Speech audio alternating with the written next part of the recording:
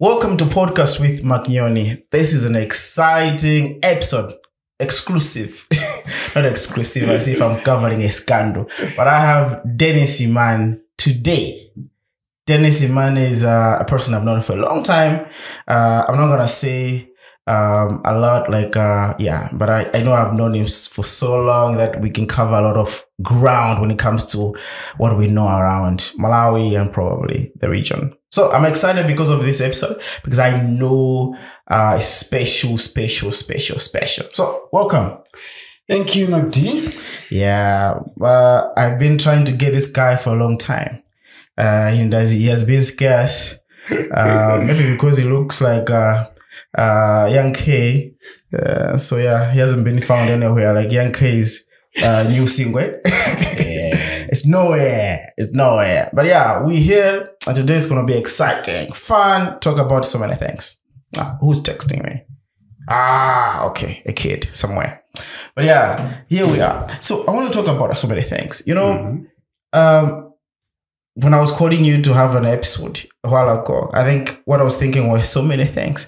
So I know we have so many things to talk about. So we'll talk about things in a structured format. Because in that way, I think we'll be able to cover a lot of ground. And then probably we can do second phase of a podcast with Magnoni and Dennis Iman. So let's talk about the creative industry in Malawi. Yeah. I know you've been here. You've been, what, a promoter? I think so. But everything. I look at myself as a creative facilitator. I definitely just facilitate the creative process and all that.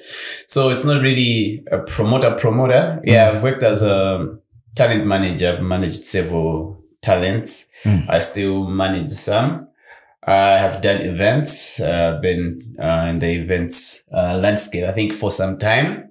I've been part of most of the big events that have been happening. So yeah, but I look at myself as a creative facilitator, basically. So you facilitate the creative process or the creative space. Yes. Amazing. You know, every time people talk about the creative space in Malawi, I think they associate the creative space in Malawi the way our economy is, which our economy is poor, the creative space is also poor. And then, yes, we talk about the creative space bringing in, I don't know, I think the odd numbers were like 4% of the GDP. Yeah, it was 4. I was actually reading this other UNESCO report on the Malawi profile. I think last time they looked at the figures, it was 4.6. Percent of the national GDP. Yeah. No, cool. But that's significant to an extent. But when you look at it, I don't know, is a creative space growing in Malawi? Sometimes I feel like it's just a place where people want to go and do stuff, but it's not growing. Yeah, our artists can be found in the global chart. If you look at, for instance, I'll compare Nigeria, which is a very no so good kind of comparison to Malawi, Nigeria. But if you look at the artists there that have been going global, right? If you look at South Africa now with Amapiano, artists are going to the UK, to US, like just going like from the bathroom to the living room. Biggest. It's going there. But what is the issue with Malawi that if someone has gone there, then probably UNESCO or British Council has funded them? Yeah. What is it? I think we don't have structures basically in the creative industry. We don't have structures. So what happens with our friends is there are people that have invested in putting together structured playing fields for the creative industry. Yeah. So there are TVs and radios that are made to promote their art, their creative products. There are platforms that are really pushing them. The big cable TVs, now the streaming sites, they've got their streaming sites where you can listen to their music and all that, and they're making their product accessible to Anhambili. So it's easier for a person in the UK to actually access music from, let's say, South Africa, Nigeria, Tanzania. People like, let's say, Diamond has actually a big media company that just promotes his must have music brought, yeah. and also other artists. So it's from radio to merchandise and all those. In Malawi, I think the list that a lot of people do is we're still struggling to put our music on Channel O. It's always a big thing when you see a Malawian song on Channel O. Yeah. We have a whole Southern Africa dedicated channels on DSTV, Zambia's Magic and all that. All the content there is Zambia and all that. Yeah. There was once, I think we had a Malawian series there. Yeah, but it wasn't record. It never continued. We're still talking about Fatani as the only other product now, 2022 that is now. On DSTV. That is on DSTV. That was on Zambia's Magic, on Shoma. So we talk about talent, we talk about potential, but it's what it is. Potential. Nothing to show for it. So I think there's need for structured facilities, structured organizations that push the creative industry. I know there have been several organizations that have been trying to push, but the focus is very limited. So we can't do a lot. Sometimes I feel like the way people work and produce material in Malawi is an issue. Yeah. Because sometimes you see, yes, you have to produce for your audience, which is Malawians in this context, but sometimes just be ambitious. Yeah. You see what the Black Coffees did, right? They produce material, yes, for South Africa, for instance, but they also produce the sound that can be accepted globally right? Everywhere, yeah. So here, if someone is dropping his album, as long as he's gonna be buzzing on Mikosi platform, or he's gonna be buzzing on Made on Monday, Makosan or whatever, they're okay. They don't want to go an extra mile. That's how I look at it. One point. The other end is how even the structures are, because our structures from the government perspective, I don't know. Do you think the government has done enough? No, the government will never do enough. As far as I know, the government will always play second to anything that's the creative sector. They will put it in paper, in some speech somewhere, so that a lot of people can just relate. They make you know that they know and they're trying to do something. But these structures need to be put in place, I think, hugely by non-government organizations, businesses basically. People need to invest into this business and make it proper business. Yeah. Government can only push few policies. I know there are people that are lobbying for the arts policy to be assented or to be signed by the president and whatnot.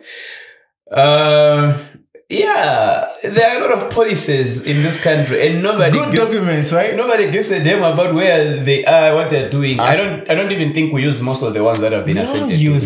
No.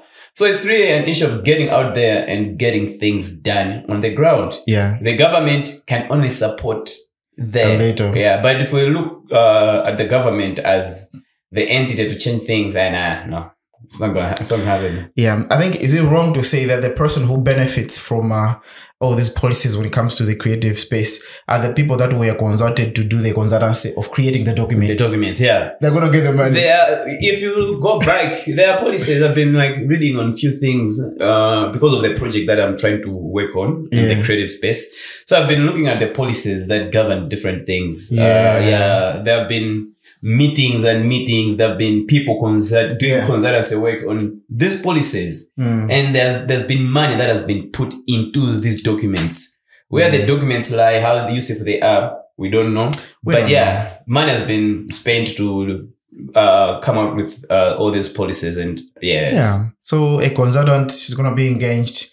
They will move around Malawi, get the details. Trying to get details about these, compile this document. They get their 15-20 million, and then they're happy. But the rest of the guys are still there, right? People are still struggling. Don't even know how to use how the Kosoma works. A lot of people just creating content, throwing it around. They don't even know how to register or where are these royalties, blank levies, whatever it is, public performance royalties. I don't know. A lot of people don't even understand that. That's the basic thing that an artist needs to know and needs to benefit from. I'm telling you, that reminds me of a case, right? I know I spoke with about this in the episode with Blackjack, where Namadingo had biggest song, right? Mapulani, it was everywhere. People talking about it. But this guy apparently didn't register the song. Yeah. So when he went there to get his money, he was surprised that he's being given a small chunk, right? Yeah. And I was even surprised he was being given a small chunk. And then he wanted to take it to lawyers. He took it to social media. But I think apparently, yeah, he had to leave it there because there are ways how these things are supposed to be handled. Yeah. So for you to get royalties, you have to show ownership of that. It has to be registered. So it doesn't matter if it's been overplayed, played where, but if the regulatory body doesn't have you as the owner, why should they give you the reward? So you have to, it's an issue of just putting things together, put your papers together, follow the right channels, and let's see what happens from there.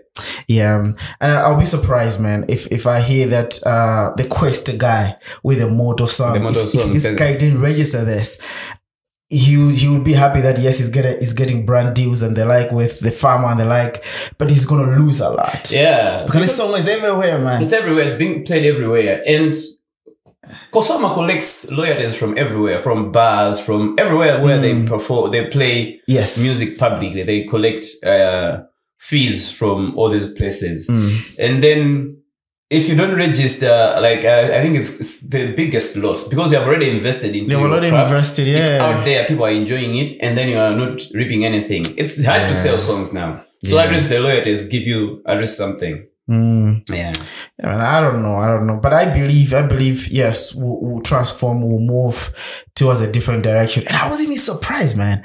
You look at now that we have Pansase and more fire bundles.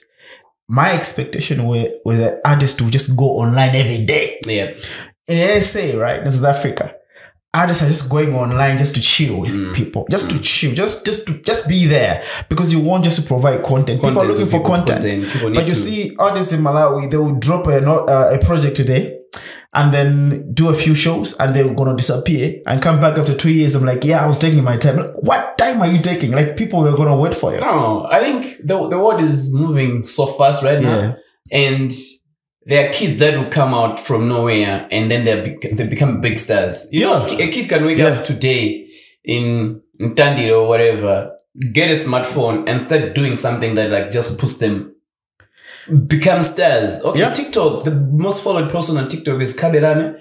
This guy was just like working somewhere. He's in Italy, of course. He was fired and he just got a smartphone, started doing TikTok videos, not saying anything.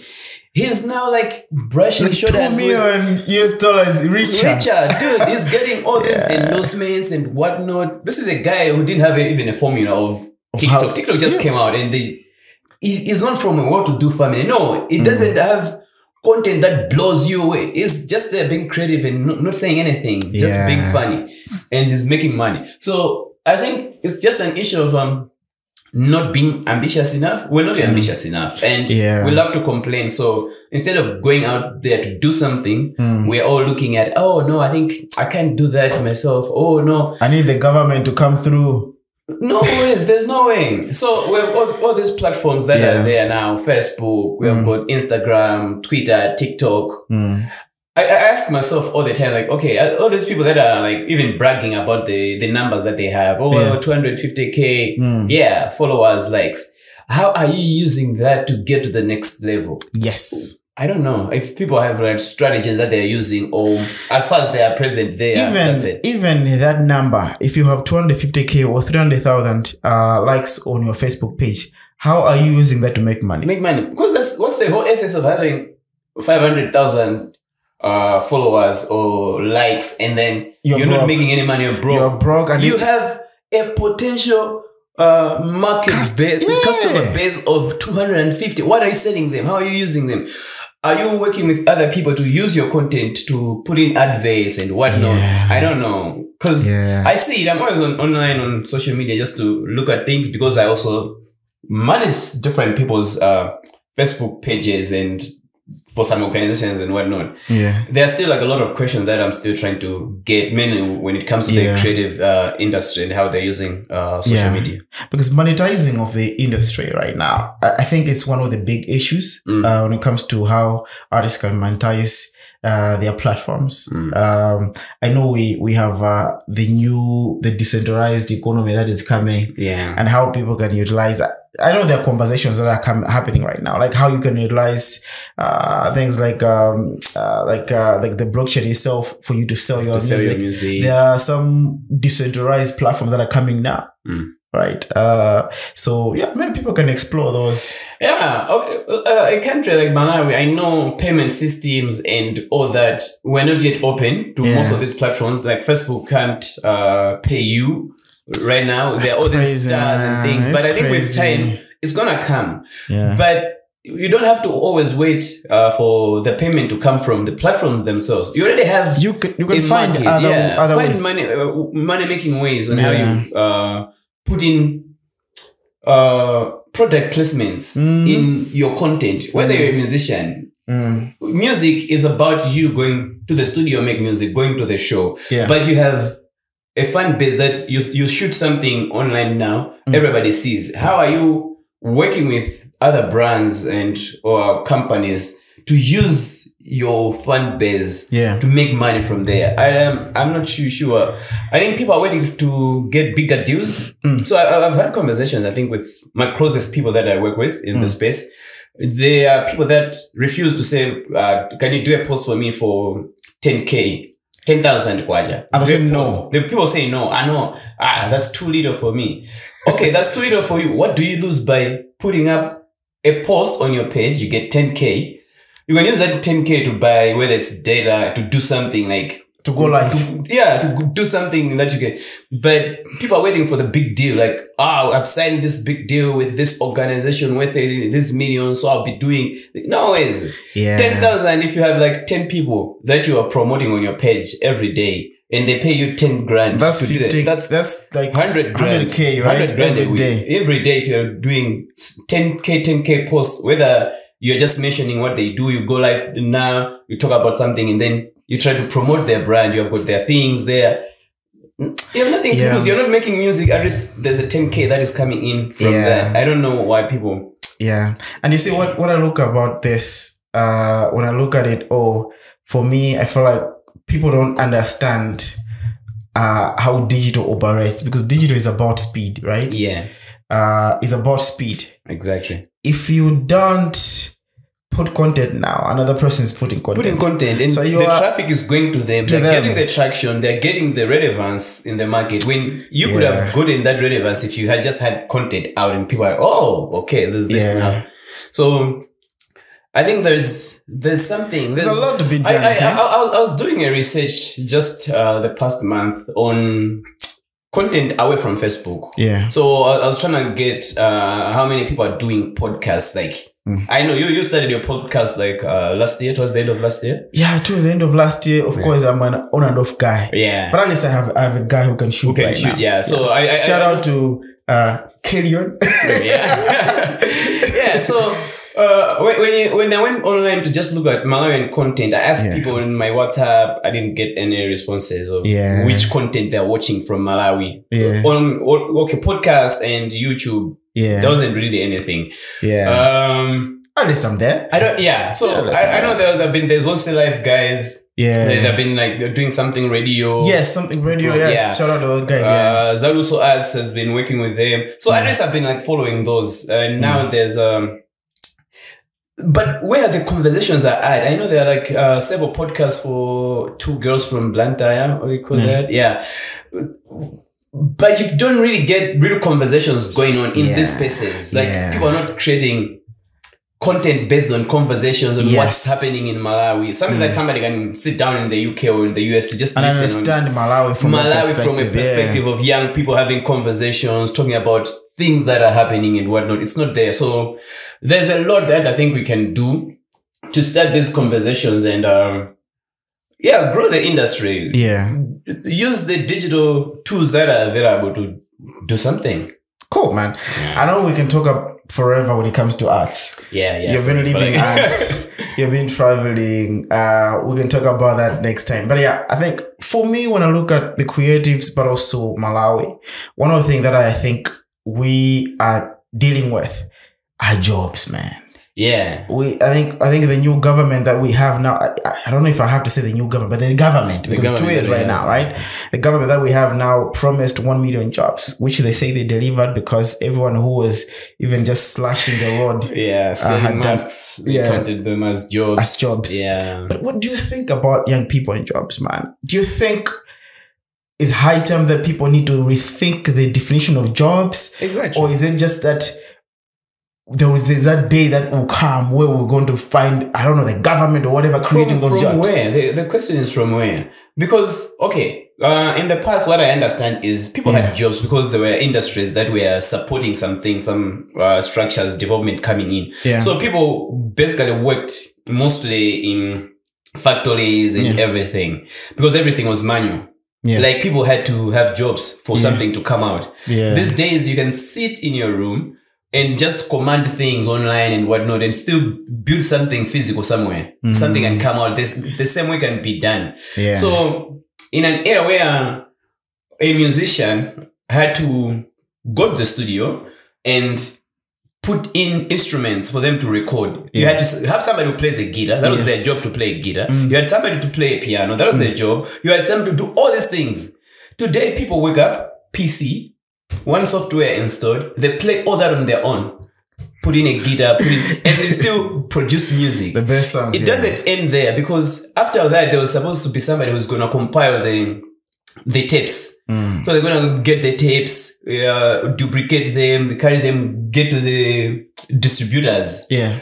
And people were actually selling tapes in a shop. So you had to have like people. Shops. Yeah, people. OG Blanda. Right now, people do all that. You still listen to this song without anyone helping this guy. He's going to sit on his computer, produce his song, master it, send it to you, and you listen to it. You play it on radio.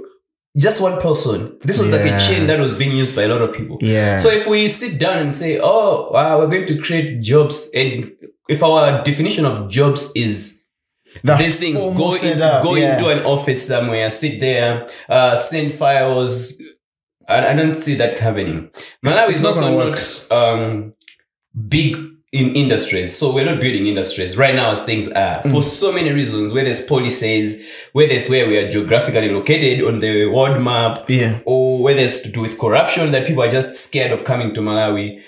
They're like, oh, there's let's say telecommunication companies. Yeah. Why are they just like all around us in Zambia, in South Africa, and they're not willing to come to Malawi? Yeah. So it's a bigger thing. And I think this is huge. That's so profound, honestly, man. Because if you are thinking about jobs in this era, you need to understand how the economy is working. Our economy is not developing any more industries. It's not developing anything new. It's basically just the same. They're trying to work on efficiency right now. I think that's a big thing that this government is doing. It's working on efficiencies and the like. But those efficiencies cannot get big numbers. No. Can get, let's say, 1,000. Few people that will get in there. Will get in, jobs created in the medical sector. But a lot of these jobs that could have been created if we were still backwards will still not be there. Okay, I've had conversations with people. Yeah. When we talk about the country's GDP, what's the main generator of forex and whatnot, people throw all these things. Tobacco there and whatnot. For me, one thing that I've realized about our country, and this is seen in the people that we work with, the people that are in different spaces. Yeah. I don't think it's tobacco. I don't think it's agriculture. It's the NGO sector. People come here to do charity. Like big things that are happening in Malawi. People that are like driving biggest cars. The bigger side where there's money. It's the NGO sector. Yeah, it's the NGO. So what people are doing is just sit down, create problems, and people that work in the NGO sector mostly love problems because they say they're going to solve the problems. So what are the problems? Oh, healthy issues here. Oh, unemployment here. So they bring in money from the donors, whoever. They sit down. Administration money is this side. They don't want to eradicate the challenge on the ground. No, because that means they're eradicating their source of funds. They want that to keep going. So they help keeps there has to coming be in. phase 2 of that project, right? Yeah, phase 1, all we did up to here, but now the new results are like, so I think we trust the NGO sector too much again, and they are not solving anything. If you look at the figures, how the donor putting money through the government, budgetary support, NGOs, a lot of billions. When you go on the ground, things have gone from where they were there to worse. And you wonder, we have NGOs in all those spaces. What is the accountability of those NGOs to the work that they've done? For us to really have a narrative that is, we have solved something. And sometimes I really think business, of course, people will argue, I know, when you say the business sector at least solves a few things because they do infrastructure and they're like, people always argue, say, okay, but the NGO sector, the non-profit will come through to buy these people. So essentially, there's an ecosystem there, which is okay. But if you look at the tangible evidence of impact, right, of all NGOs that are in, let's say, Salima, all those NGOs cannot employ as many people as one company there. Like Salima Sugar Company is maybe employing a lot of people. There are people working in the field, there are people working in their factory. Than the NGO that is there. Which goes and to do like a session with the people on whatever vices they're trying to deal with. And then after gender-based violence, they will sit down with people. They give them... That's my space.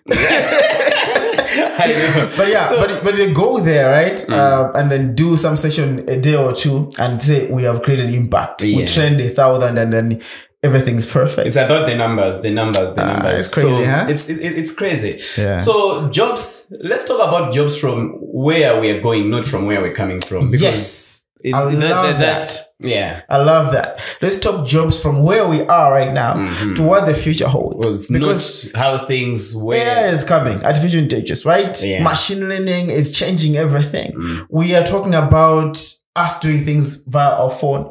We're talking about us finding customers, right? A while ago, you used to have like sales assistants, right? They have to go around to just show people what your product is, what it can do. Right now, and it was a big market. Yeah. It was a big industry. So assistants, people were closing deals. Right now, you just need your phone, just need to have your account on whatever social media you want to use. You post everything. And you get people. That's it. So you have eradicated the jobs that could have been created for a lot of people.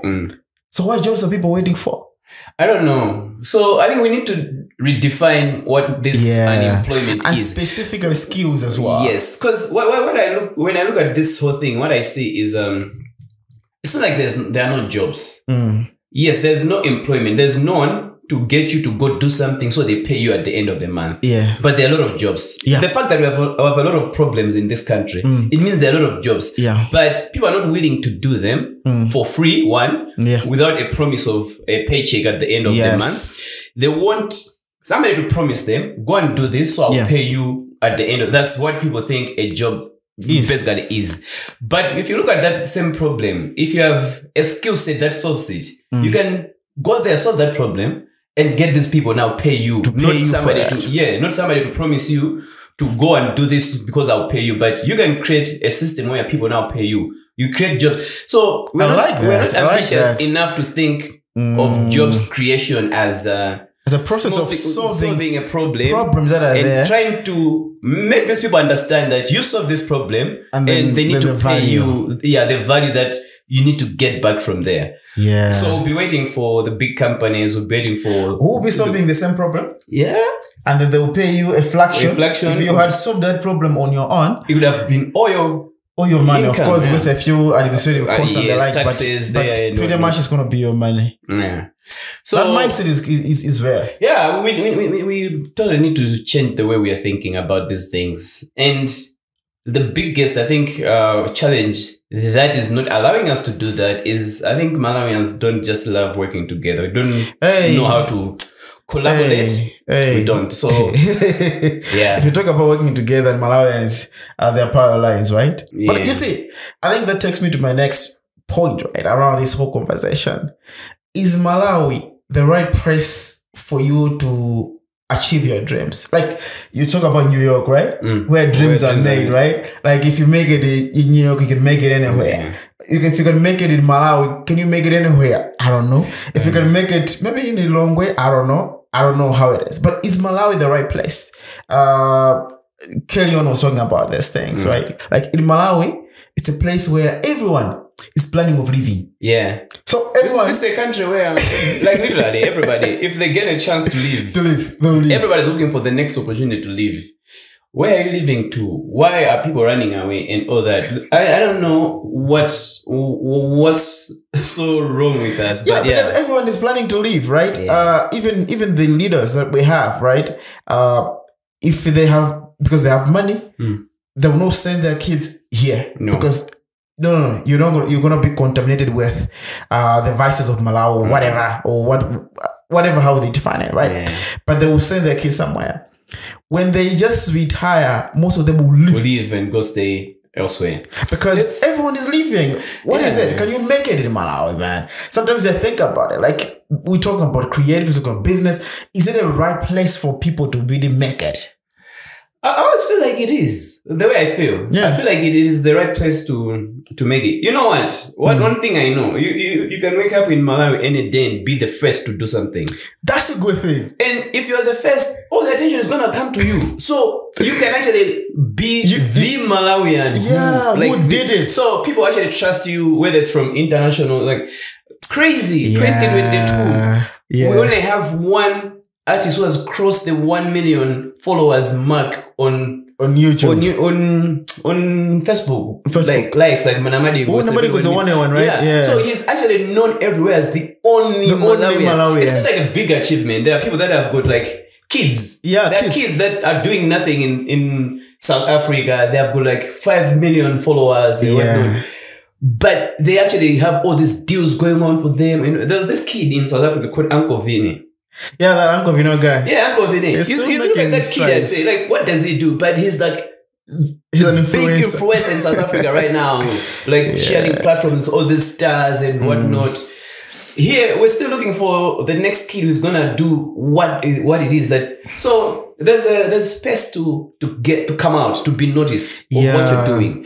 No, because there isn't too much competition. There's not too much competition here. We're still looking for the first Malawian footballer to play in the English Premier League. Zambia's got like 3, I think, or how many in the EPL alone. Yeah. In the other leagues, like a lot of them. We're still looking for that one. That one person who is going to break this jinx to play in the Premier League.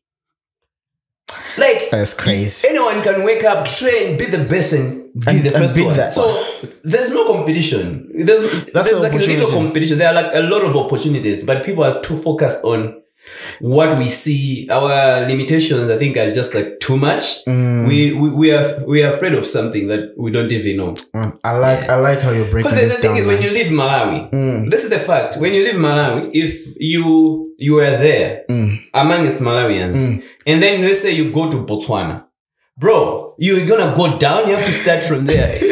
There are people that are already there in Botswana doing what you do here in Malawi. If I am, like, for instance, if myself, right, I do podcasts, like I do whatever that I do. If I would go in South Africa, I'm gonna be like nothing, not known, right? Nothing. Probably I'll be posting my content in Malawi because that's the only place that I'm known. For me to build up and do something there, because people are working so hard for them just to be noticed, and people don't see that in Malawi because we're so reserved to say, okay, fine. I think when it comes to success, these are the people that made it. This is how success has to look like. Yeah, but it's easy to make it here. It is.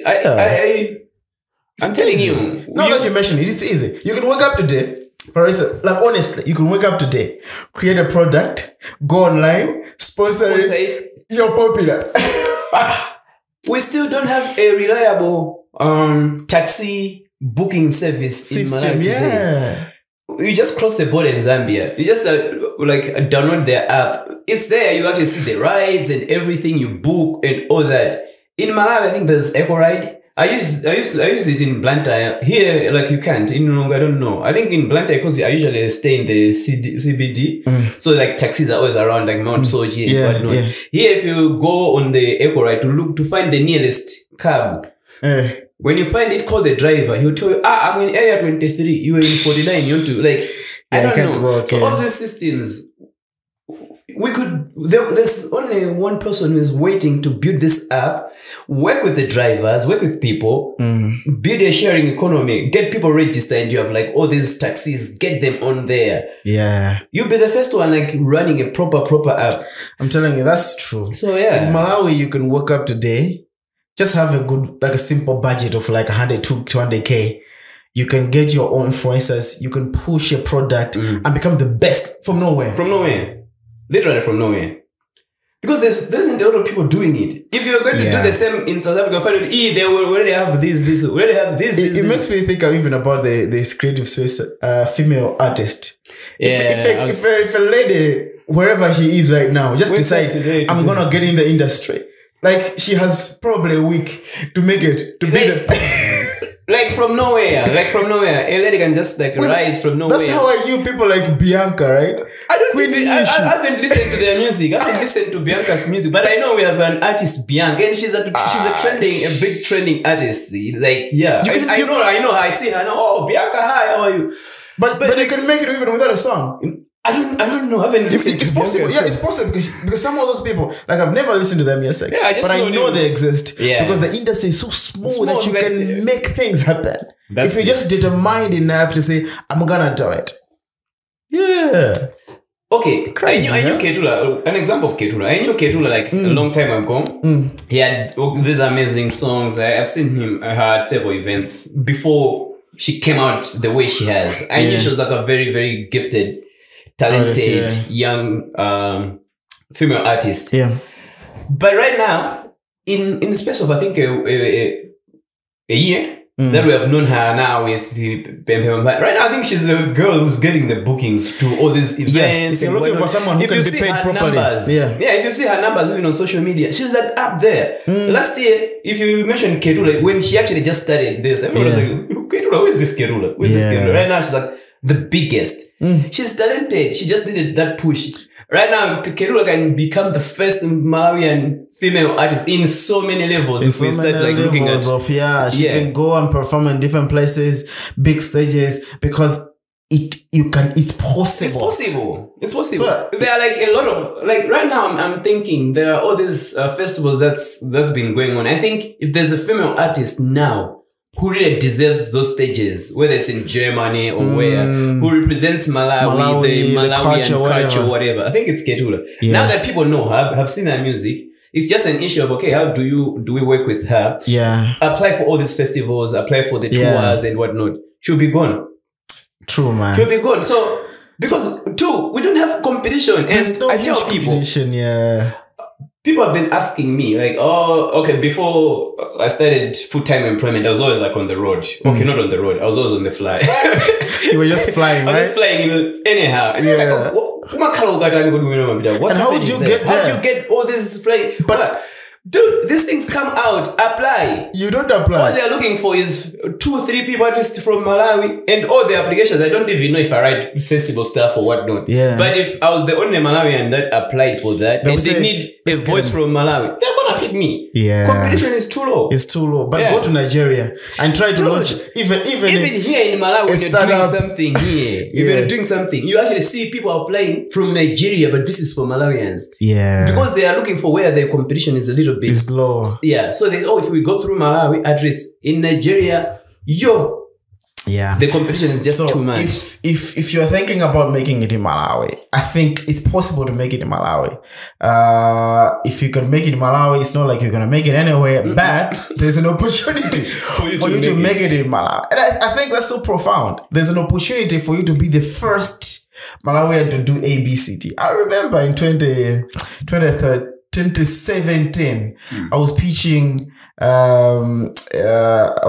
skills update. It was Longwe pitch or something, right? And I think my idea was most like the first Malawian probably trying to create a platform, a marketplace for skills, and then like this is everywhere in the world. Like you just go online, you find all these platforms. You find all these things. People are building up. People are building daily. People are building, but you're like, I'm the first one. It's crazy, huh? Do you see how everybody's doing the same business? There's always like a period that this is the business. Yes. This is the business. And we migrate somebody from has started business A to business B. so all we all together. moved to say to start this business now. Oh, the business we're taking orders from China. Everybody's doing taking orders. Everybody's excelling. So, okay. Kuti niyo bwanji kodi? Right now, last year, I know you're also in a property and land. Right now, almost everybody wants to start a business now. They want to go into Selling plots. Hey, I have these plots. Why is it like Guys, everyone is doing it. like yeah? Can I go? The market will be saturated. Can I go? We start over. We start all over again. So I think people should not be scared to be different. People should be able to get the courage to do something that's uniquely them. And I don't know. We all struggle for the same customer all the time. Then we move from there when we're finished. We go to start something else. And then we struggle for the same customer. Instead of creating diverse things that, okay, when this guy is trying to buy from there, oh, they also need this. No, we do things inside. Or like, okay. That's crazy, man. I don't know. So I think we need more people thinking like outside the box of, okay, this is how everybody's doing it. What if I start this? If everybody's selling land, probably they'll be looking for building materials now and whatnot. And that's what those guys have done in Blantyre. The OG, Build Africa. They've built a shop specifically because they know everybody knows like land. When they move from there, where do they go? They'll be going there. So I mean, you read the situation, the market, okay, this I don't have to do this. Let me just do what next would they put the value to the process. Cool. When we're struggling, if you're for one niche, you already add the value now. Okay, after this land, it will be building. Nobody is going to be able to go to China to buy their things. Let's get them for them, put them here, they'll come. Let them buy. That's it. Cool, man. Today we're having Mr. Iman, Dennis Iman. He calls himself Mr. Think Differently. So I think you can see how he thinks. He thinks like somebody from a different country. And I don't just look the part. I also think the part.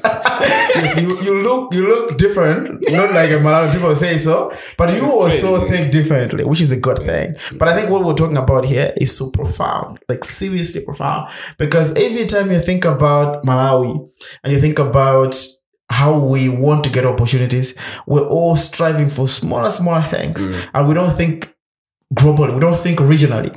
And because we think like that, even opportunities at international stage cannot come to us. They go to the few that realize that it's easy to make it. If you just once be the first Malawian to do this, and then you get the formula, you do it. That's cool, I remember when MHub started, it was I think 2016, around 2016. It was the first Malawian tech hub. I don't know. Do you have a second one? Okay, I've seen there's next gen for kids robotics now and whatnot. I think there are some that have popped up. But MHub saw the space, they saw the need, they started bringing young people together to work on tech things and whatnot. And now people ask me, why is it that everything, MHub?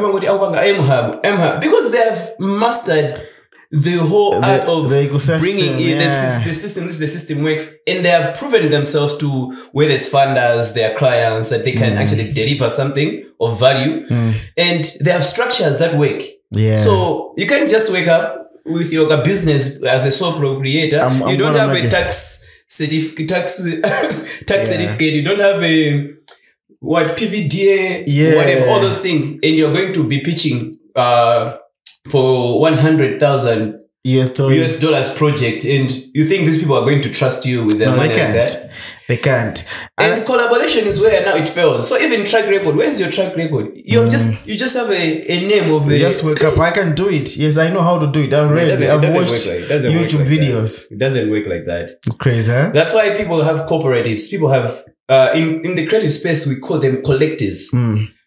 An artist works, okay, you can have, let's say, your equipment, you have equipment, and another person has a camera, or they are good at photography, another person is good in sound engineering. Instead of you go alone, get all these guys, create something together with your different skill sets.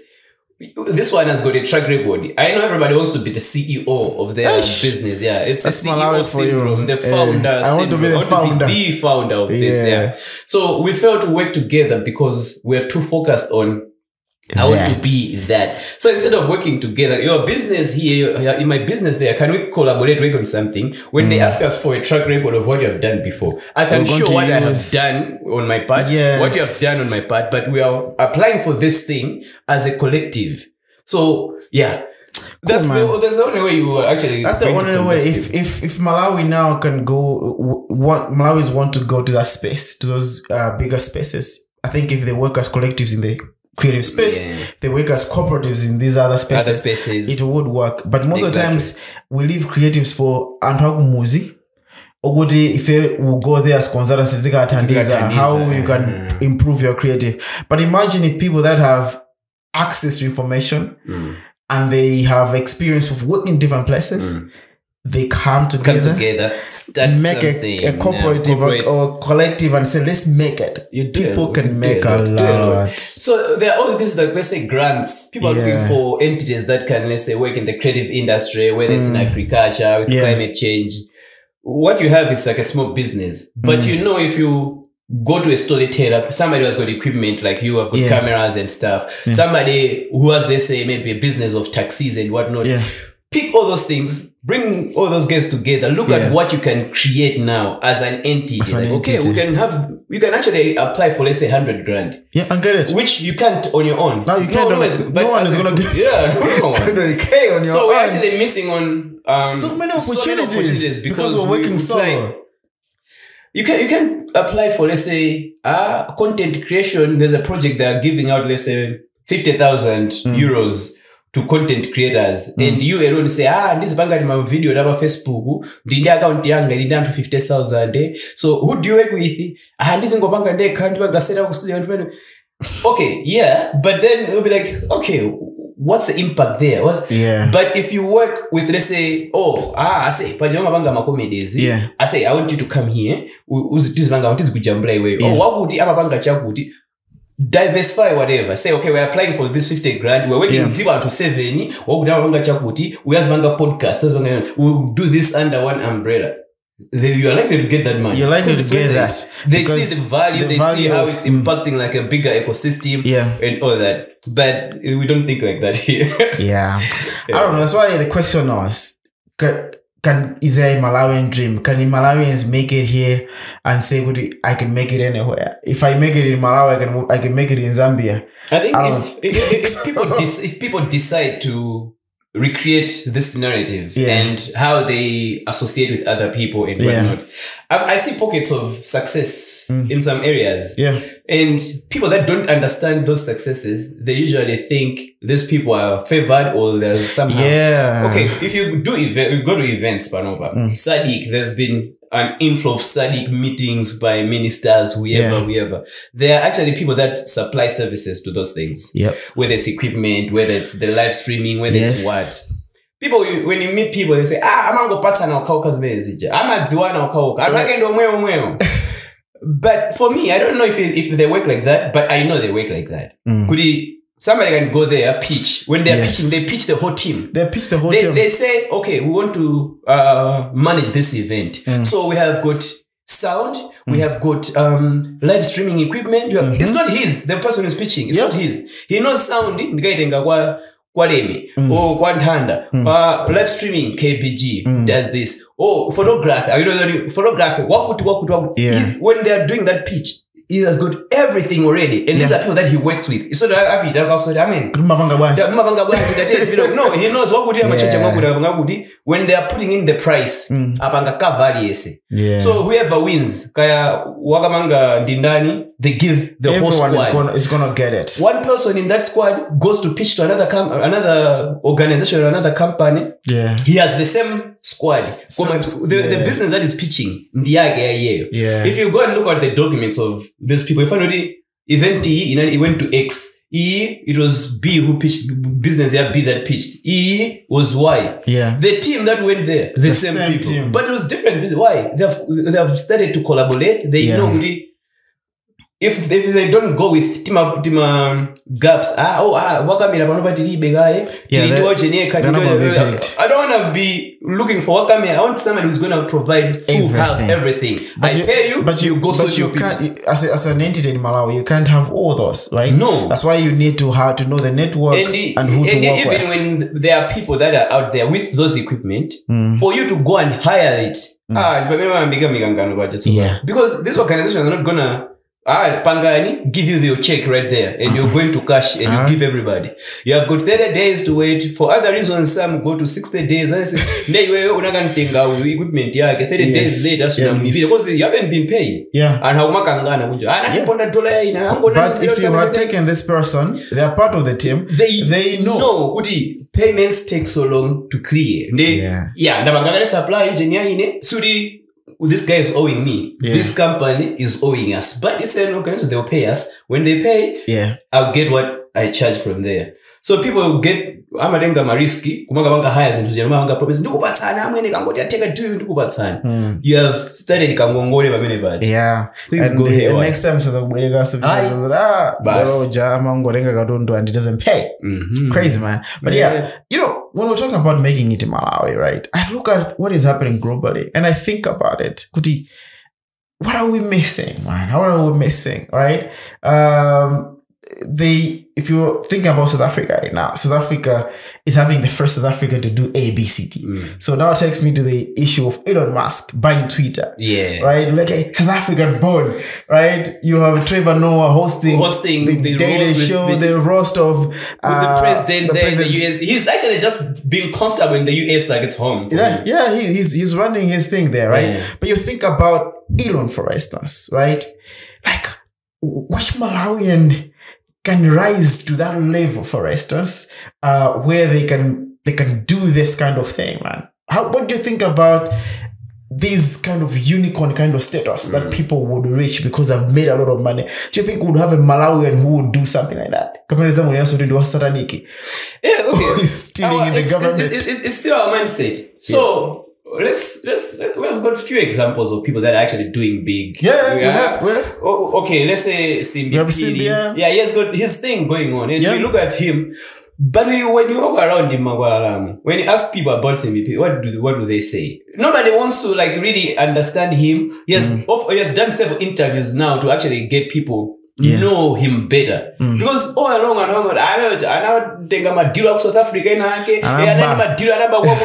like people don't want, and when people see success, they're always threatened by it when it's in other people. Yeah. So instead of supporting them, helping them move, they always look for what's the loophole. He's connected in the politicians. Yeah, probably.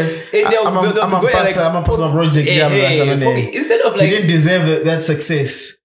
We are so threatened by people that are becoming the people in this world. So you definitely, to be that person, you definitely have to like shut your ears to anything that's being said.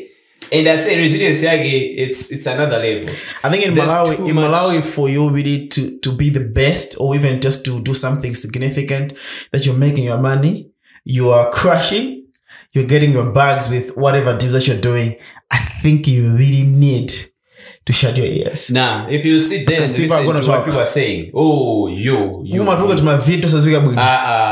and okay, you know, people are threatened by success in Malawi. Like we are a surprising fail. So yeah, I can talk more about maybe other countries, how they treat their people. We all have issues, but talking out of experience, my kind, Malawian, dude, no.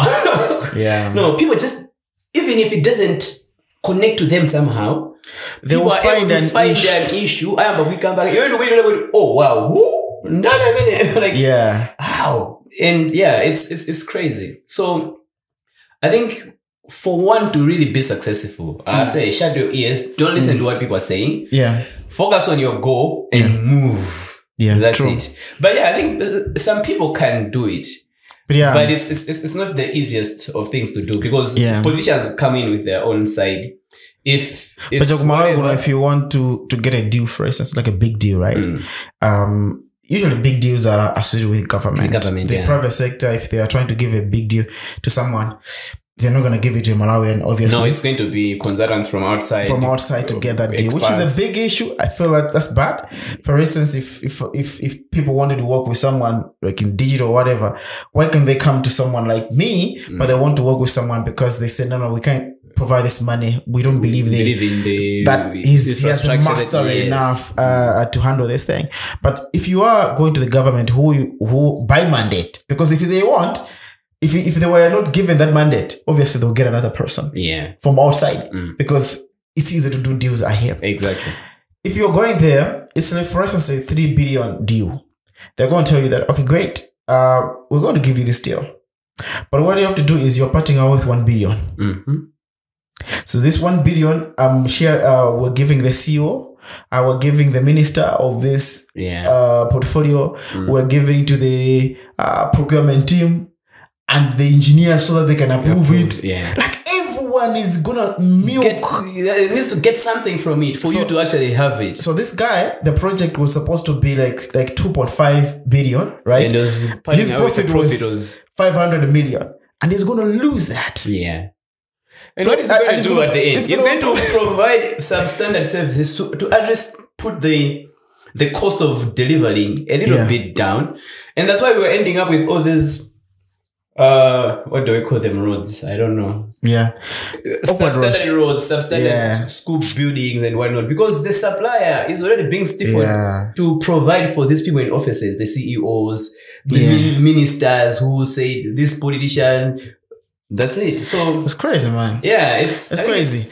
I know. Do you know how businessmen or women are treated out there, man?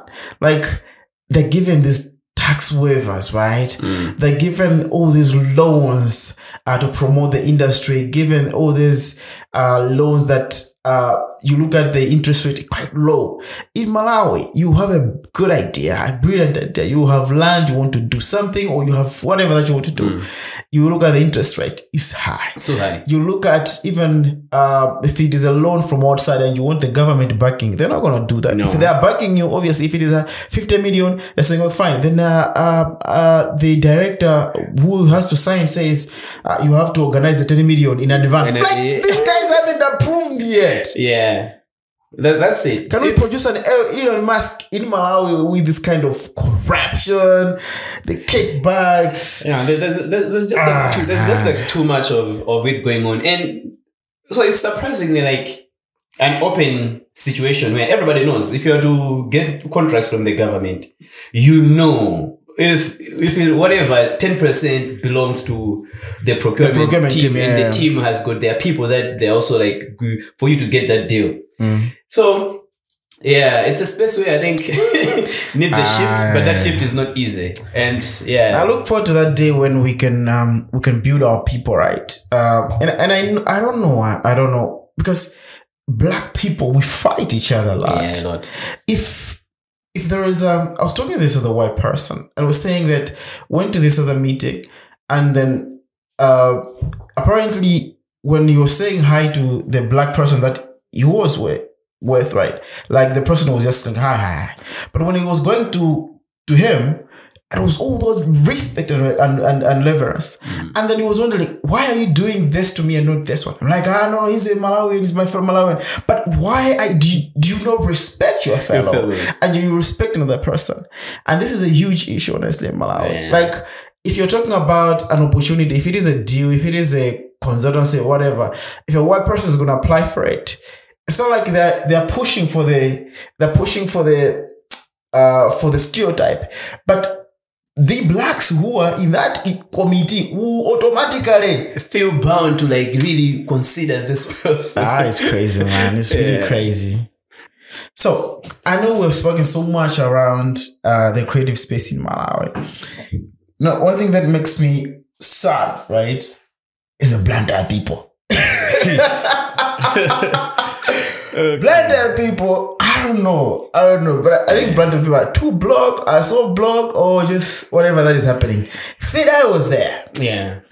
The show was publicized. The guy, the OG is returning, the legend. Yeah. Theta has been there. He has done it, right? The game is like big, Yes. big, yeah. But people never show up.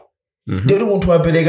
Venue. I don't know what he was doing. Probably there were partnerships, but he really stand for us. Yeah, he did. Now Mlaka is back, right? From wherever he was. Yeah. He's doing big shows. He's going shows. People are going there. People are excited. Yeah, so there's a telepan was like massive. I was like, wow. Yes, he's having those big shows. He goes to Blantyre with other big supporting artists. The Great Angels. Yeah. The show was never patronized. Yeah. And the show was just empty like that, man. Yeah. What is it? Is the Blantyre people? What's up with this thing? I think there are several factors. I think I've been talking about it when we're at the golf club over the weekend. There was a show, the Urban Vibe. So I'm interested in all these events and whatnot for the thing that I'm working on next. And I was very, very keenly interested in what happened. So I was with Blackjack because I was in Blantyre and I really wanted to find out. What I picked is that I think knowing the audience for all these events is key to having a successful event or a flop.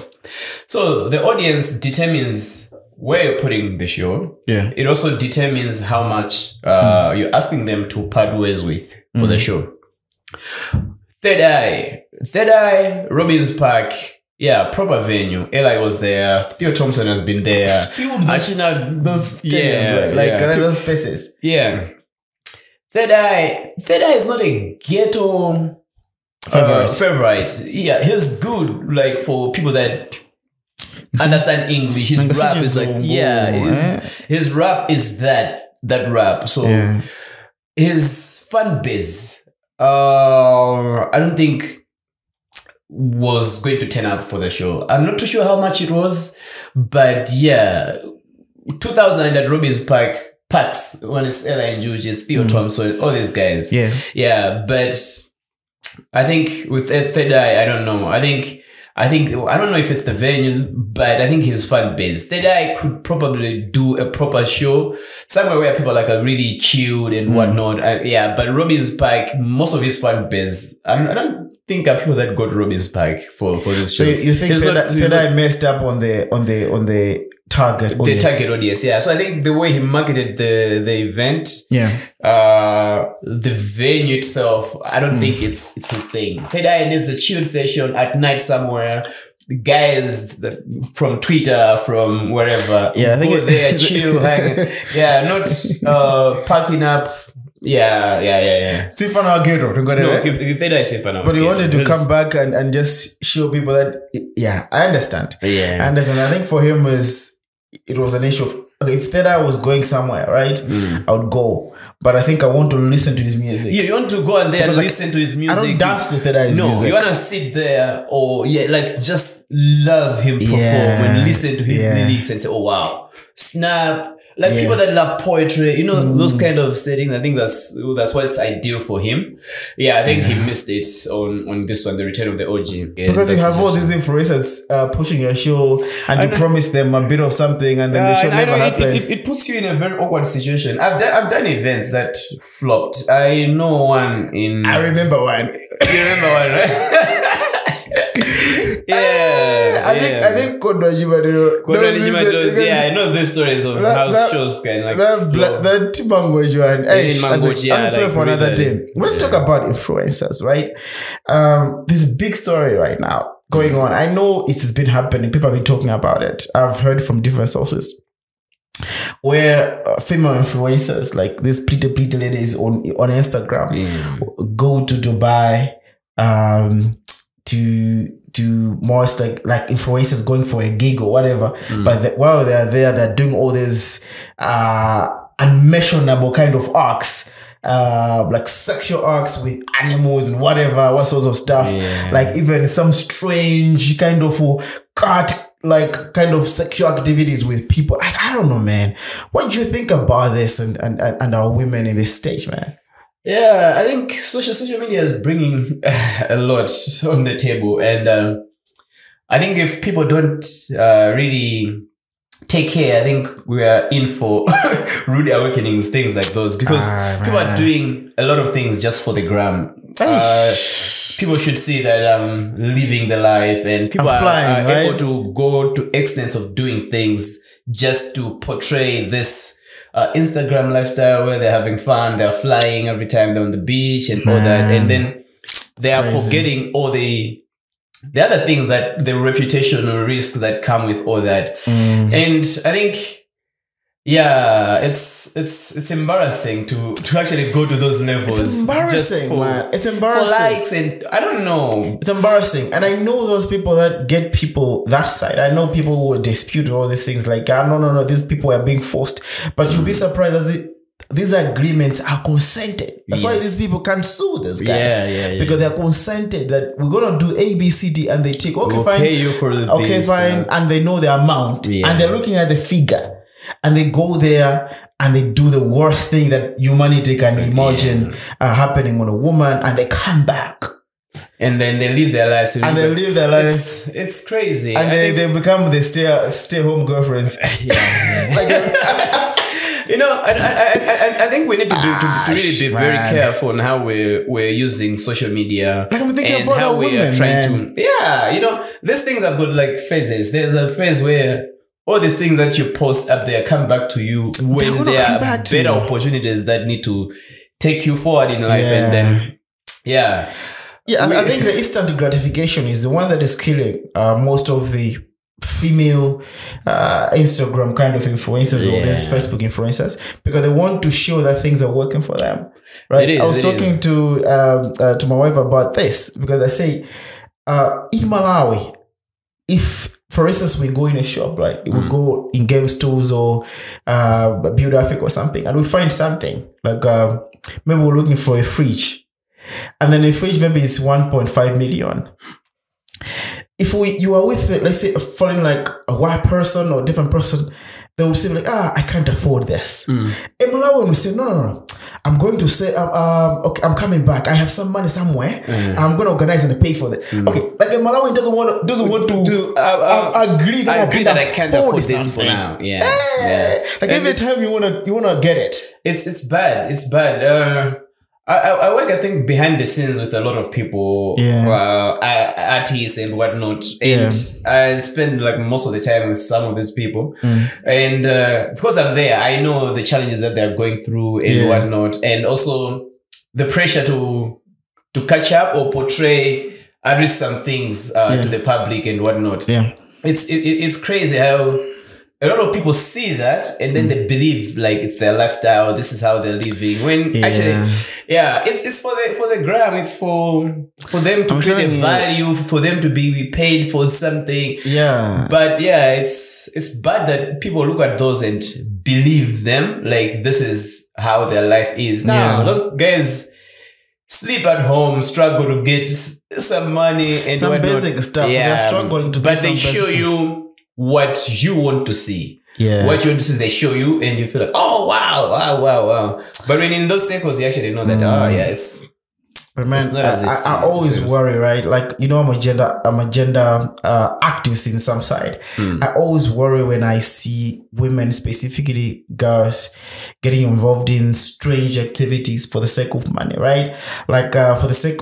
Not that they're lacking money, because for them, even just to be have that kind of potential to go in those places, they have something. But they go extra miles just for the sake of showing that they can do more, or showing that they have money, buying the next BMW or whatever award that's going to come. And then what you're saying, when a big opportunity that was supposed to go to them comes, because of that history, because of that evidence of the things, of the dirty thing that happened, goes to other people, and they get depressed, and then off they go. Some people even killing themselves because they are losing opportunities. Yeah, and I think there's gonna be, I think, a rise in these issues, depression and suicide. It's already on the rise. It's there, and much of it can be actually attributed to social media lifestyles. People are trying to be something. People are trying to see what other people are doing, and they're trying to chase the same things so they can also equal their peers, which I think is really bad.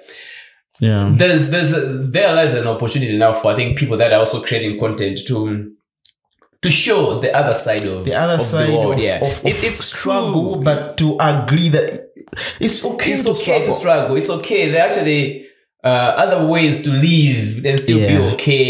It's not always cool because you post the best cars, you post the best houses, the best clothes and whatnot. You know, there's more that people are enjoying in life that people can actually be creating content on and Yeah. like show other people that, you know, you can still live like this and still be happy and Yeah. enjoy and inspire others. So I think there's an opportunity for people to create content that also just shows the other side of the grammar life, Yeah. the glamorous life that people are trying to portray. I saw on YouTube some ladies do like they go to parties, like parties that you see on social media that they are vibing and whatever. So they will usually show the behind the scenes, Yeah. and it's crazy. It's I'm telling crazy, you. it's Even crazy. the events that you say like these are Wow, hot this events. When you look at the behind the scenes, you're like, Yeah, I think I was okay. better off staying at home, right?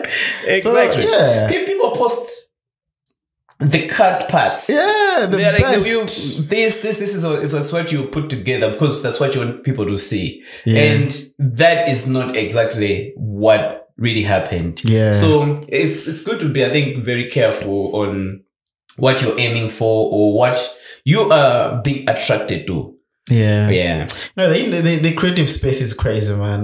The coming in of influencers in the creative space, becoming the main thing in the creative space is crazy. And I think the push for people to find money, to have money and whatever, and then to show that they have money. Yeah, Because I think in this day and age, I think it's not only to have money, But to show, but to also show that you have money, Yeah, so that exactly. people can say, yeah, they have money, Exactly. and give you the respect that you. I don't know. It's crazy. It's Yeah. crazy. But anyway, man, I think we've been talking for some time now.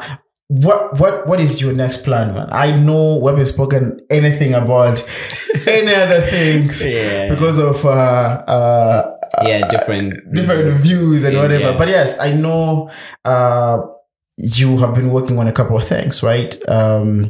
And now you just got off working full time in the NGO sector. What are you planning to do? Okay, yeah. So I left my job because I feel like I've got too many ideas right now. I think the pandemic gave me some room to look at things. Yeah, my plan to get into full-time employment was really for a year, basically. My first contract was for a year. You were there. And I was like, okay, when I go there for a year, I will learn a lot. I will understand the creative sector and whatnot. When I come back, because when I was joining, I was with running Koala Creatives. Yeah. And we had a lot of projects that we were doing that time. I had several grants that we got and whatnot. So I really wanted to understand how the creative sector works. And I was in the arts team for British Council Southern Africa. So I connected a lot, I think, with a lot of guys from Southern Africa. And right now, I just feel the need to put things into action. Yeah. And I've been trying to put things out when I was working. But yeah, there was always that conflict of interest. Yeah. Because work wouldn't allow you to do some things and also the time. Sometimes you find other opportunities that you're going to apply you apply for, but because of work, you just say, oh, okay, cool. So yeah, I'm going back to private practice. Yeah. There are several things on the cards right now. I've got several platforms that I've been supporting where I was already working. There's a platform called Fact Checker that I've been working with. We want to create a new narrative, basically, on how people verify information in a creative way, and also help people. The same thing of what you see, it's not what it is. What it is, So Fact Checker is a platform that we're trying to like show the other side, verify information and whatnot in a very creative way. So I'll be like really pushing on that. And one thing that I've learned working with the council is also the need to help the creative sector. Yeah. And I feel like Koala Creatives, when we started, the idea was meant to do that because we're an agency. All we needed is to represent artists and creatives to get bigger projects. Yeah, we have things in place. We can apply for the performances at different festivals outside, help artists get gigs proper gigs professionally Yeah. in country, do all the paperwork, the contracts and whatnot Yeah. for artists. So yeah, I'll be signing new artists, not as a manager, but to represent. This is where I think a lot of people don't understand. Okay. To represent them, to help them get gigs and whatnot. So there are several guys that I've had conversations with, and yeah, I'll be announcing those things, I think, as a move. Who I'm representing, who I'll be like getting gigs for and whatnot. And artists is not just music, it's everything. It's everything. I'm working with videographers, I'm working with people that do graphic designing. Yeah, so it's a partnership of different people. Yeah. They are still running their businesses. All I'm doing is support them with something that gets them bookings and whatnot. Yeah. And you get your cut. And I get my card, yeah, basically. I get my card. So contracts are there. Okay, this is how much you charge. We'll be processing everything to do with their taxes and everything. Yeah. And we'll be paying them whether it's their hourly rates for their performances and whatnot. And yeah, we get our money as well from the deal. So they understand this is how much I get from it when these guys book me a gig, and the rest is theirs. Yeah. So do you know that you can do a lot with that? Yeah, there's like a lot. There's a lot. I know how most organizations are looking for different things and they don't get them. They don't get them. And also most artists undocumented. They exposed to some new ideas, right? You know, the simple things of, can you send me a quotation? Instead of sending you a quotation, whether it's a PDF quotation on WhatsApp, they just send you a price, like 150. Dude, that's not a quotation. That's a price. I want a quotation because I want to look at your quotation. How many hours are you going to perform? Whatever. Invoice. For me to pay you, send me an invoice. For them to understand even the whole invoice period, like, okay, yeah, you have done your performance, but we can only pay you after these days, becomes an issue. Yeah. People think people are trying to like steal from them and whatnot. Yeah. So I want to work with a couple artists that I believe in. Yeah. It's not just anyone because they're an artist. They're artists that I believe in and I think they can move ahead. So yeah, I'll be going into that. And also, I've got a bigger project on events that I'm working on. I hope it works and we're able to get the resources to do that.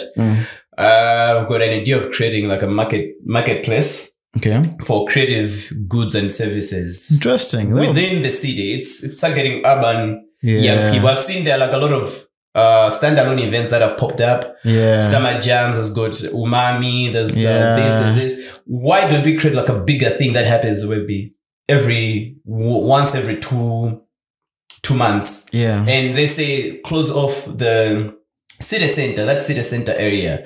Close it off with creative things there. People trying to sell different food from different places and whatnot. Set up like proper structures. Stores and everything. There's music happening there. There's poetry somewhere. Like for a whole Sunday. Like a whole Sunday, people should get used to go to these places and just have a good time, unwind and whatnot. Wow. So it's just a way of helping young creatives or artists find a place where they can actually interact with people that have got money to buy. So that's pretty much that's what I'm working on. So I'm still in the creative sector, but I'm thinking money in the creative sector. Where do we get the money? It's all about money now. You can't just help out. You need to help out, but also get paid. Exactly. Amazing, man. I'm so excited to have you, that you came here. I'm looking forward to what's going to happen. I'm excited that this is going to be a process for you to also build up from where you left, from the Kuala days, I think, to what you're going to be building. I think it's going to be exciting. Looking forward to that. So until next time, this is Podcast with Makioni. We're signing out here. It's late. I have to drop a couple of people, but yeah, it's late. So peace. Thank you.